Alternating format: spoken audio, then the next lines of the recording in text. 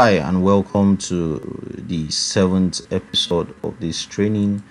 My name is Abel Grey Cantoma. I'm from GREYTEST Design Consults. This is my WhatsApp contact. You can reach me on this number or you can call me on any of these numbers, okay?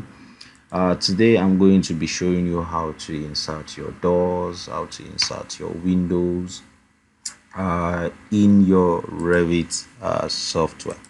All right.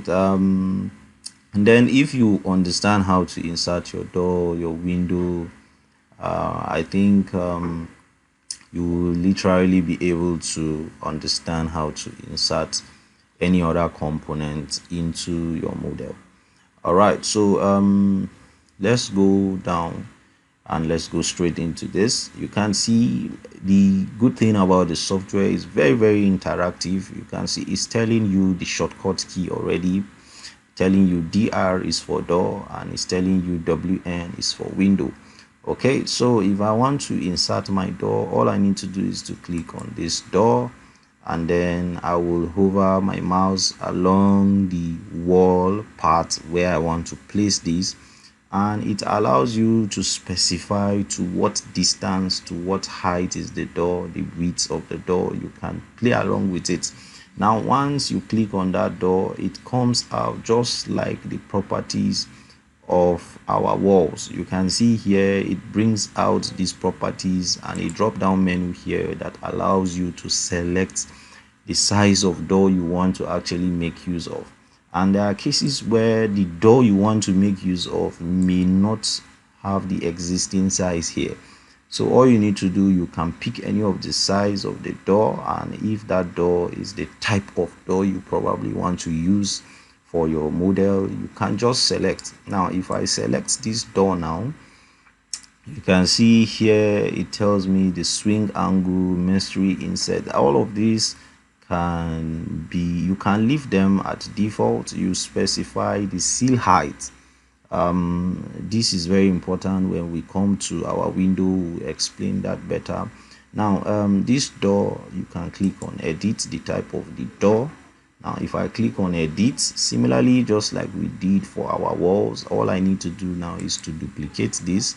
Once I click on duplicate, I will specify the width of this door as 1200, and then this is 2100.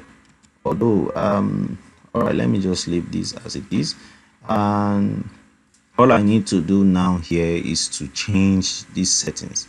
Now you can see the width of this door is 1700. This is the key most important settings I need to do. So I only did the renaming here, but this is the most important here, is to change this from here. This is 1200 and change this to 2100, which is going to be the height of this particular door. Now I will leave every other thing as it is by default. There are so many other information. You can see the material for this is a metal door. You can also change this by clicking here. It allows you to select the material for that particular door. You can change the material. You can similarly do for the door handle material and all of that. But now let me click on apply, and then I will click on OK, and I will specify where I want to place this door.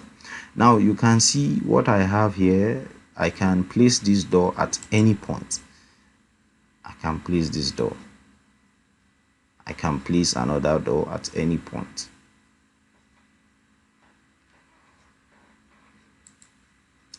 Now another good thing is if I hold on, if I hover my mouse down, you can see it's opening outside. If I hover this up, you can see it's opening inside. And I can also change the direction of this door. Let's do that for, let's say I'm using a single door. I'm not going to change the settings this time around.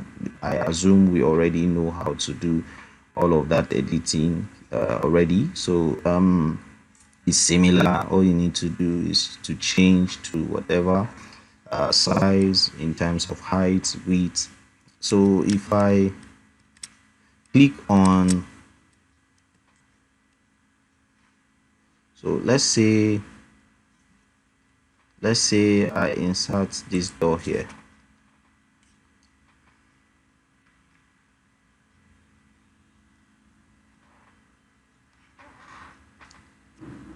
So if I insert this door here,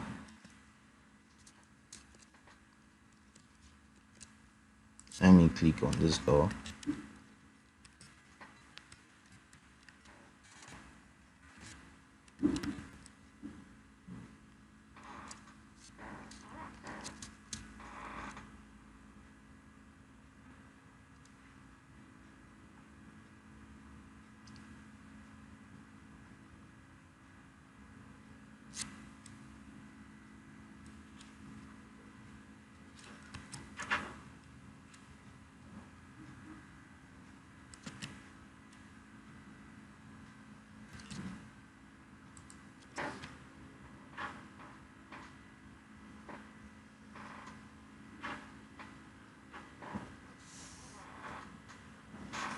Now, if you look at what I did, you can see we have like arrows here.